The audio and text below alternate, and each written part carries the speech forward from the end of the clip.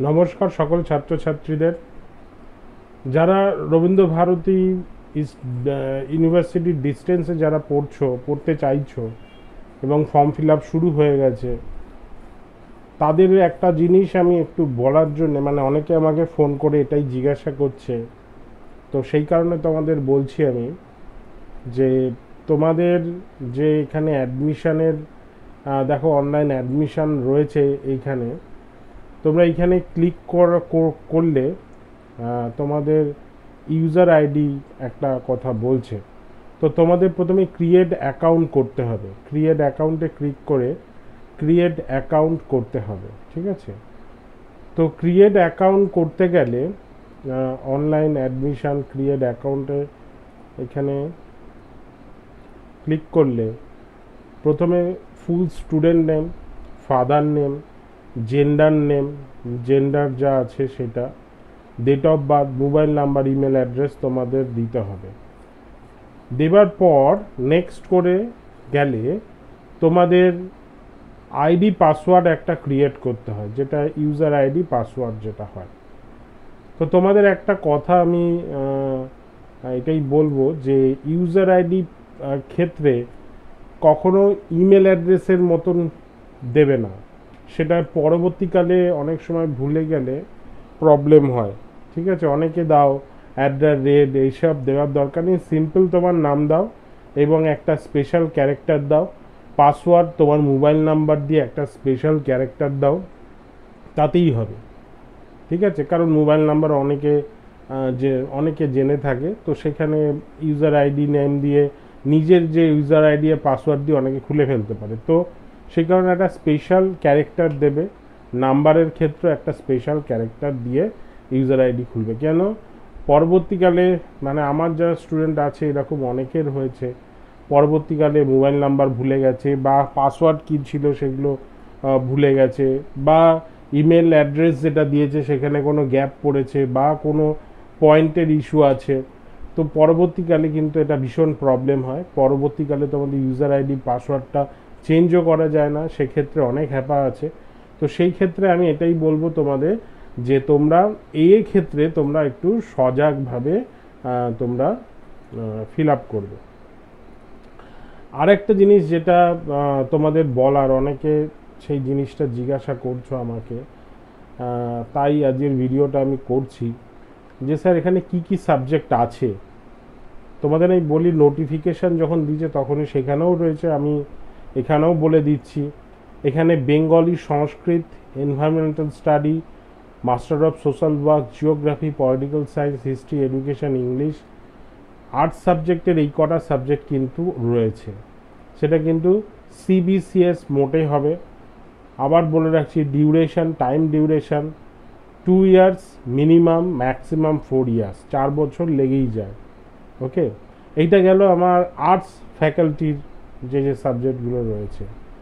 আচ্ছা, fine arts ফ্যাকাল্টির মধ্যে রয়েছে মিউজিক আছে, ভোকাল মিউজিক আর রবীন্দ্রসঙ্গীত, এই দুটো আছে। ওকে, তো এইখানে একটা জিনিস যেটা অ্যাডমিশানে এলিজিবিলিটি ক্রাইটেরিয়া রয়েছে, যে যদি এমএ করতে চাও বাংলা, সংস্কৃত, ইংলিশ, হিস্ট্রি, পলিটিক্যাল সায়েন্সে, তাহলে তোমাদের যে 3+2+3 মানে হচ্ছে ক্লাস 10 এইচএস আর হচ্ছে গ্র্যাজুয়েশন, এই ফরম্যাটে তোমাদের 300 নাম্বার পেতেই হবে, ঠিক আছে? যারা 300 নাম্বার পেয়েছো তারাই কিন্তু অ্যাডমিশান নিতে পারবে। এছাড়া এখানে যেটা রয়েছে যে MA environmental study, master of social work, Rabindrasangeet, vocal music, এক্ষেত্রে গ্র্যাজুয়েশন যে কোনো সাবজেক্টের এখানে বলেছে, সেখানে মিনিমাম যেটা বলছে graduation professional course for any ইউজিসির যে কোনো একটা রেকগনাইজ ইনস্টিটিউশন থেকে করলেই হবে এই কটা সাবজেক্টে। আচ্ছা, এডুকেশনের ক্ষেত্রে কিছু রয়েছে এখানে, তো দেখে নিও। এটা ম্যাক্সিমাম 300 নম্বর পেতেই হবে। জিওগ্রাফির ক্ষেত্রেও সেই একই কিছু রয়েছে। তো এই আরেকটা বিষয় তোমাদের এখানে আমি তুলে ধরছি, সেটা হচ্ছে সব কটা সাবজেক্ট, এখানে যতগুলো সাবজেক্ট দেখলে সব কটা সাবজেক্ট অ্যাভেলেবেল রয়েছে একমাত্র মেন ক্যাম্পাসে। একমাত্র মেন ক্যাম্পাসেই কিন্তু এটা অ্যাভেলেবেল রয়েছে সব সাবজেক্ট। আর স্টাডি সেন্টারগুলোতে কিন্তু সব সাবজেক্ট অ্যাভেলেবেল নেই। ওকে, আরেকটা জিনিস তোমাদের বলে রাখি, খুব গুরুত্বপূর্ণ এটা, যে স্যার মেন ক্যাম্পাসে ক্লাস বেশি হয়, স্টাডি সেন্টারে ক্লাস কম হয়।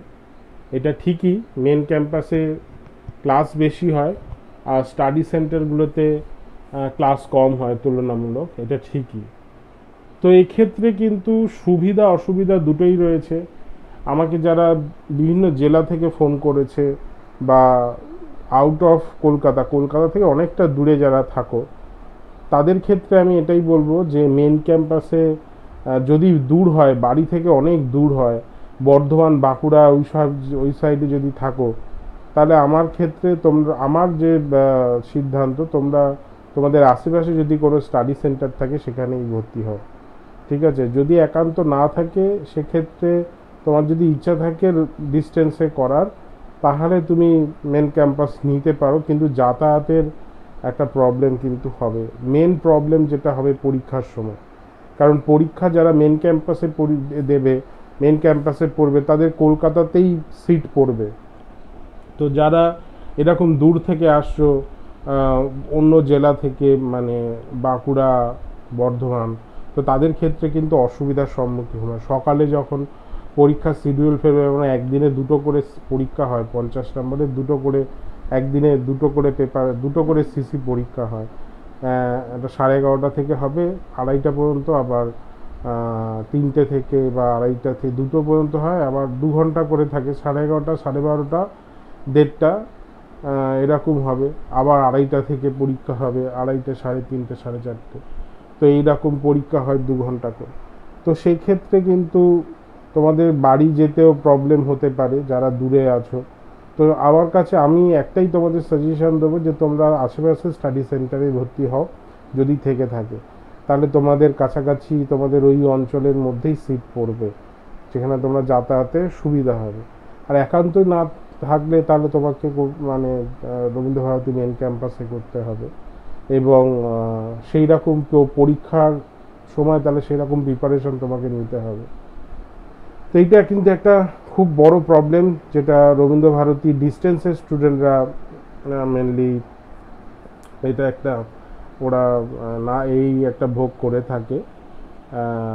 তো সেই কারণেই তোমাদের এটাই বলার যে যদি আশেপাশে স্টাডি সেন্টার থাকে তাহলে সেখানে ভর্তি হও, না হলে একান্তই না কিছু করার না থাকলে তাহলে মেন ক্যাম্পাসে ভর্তি হতে পারো। তো এটাই বলার। আর তোমরা ভালো করে পড়ো। আমি এখানে অনলাইনে হিস্ট্রি আর পলিটিক্যাল সায়েন্স পড়াই অনলাইনে। তোমরা যদি কেউ পড়তে চাও, আমার ইউটিউবের চ্যানেলে নাম্বার দেওয়া আছে, হোয়াটসঅ্যাপ নাম্বারও দেওয়া আছে, তোমরা আমার সাথে কন্ট্যাক্ট করতে পারো। ভালো থেকো, কোনো প্রবলেম হলে নিশ্চয়ই ফোন করতে পারো। ভালো থেকো।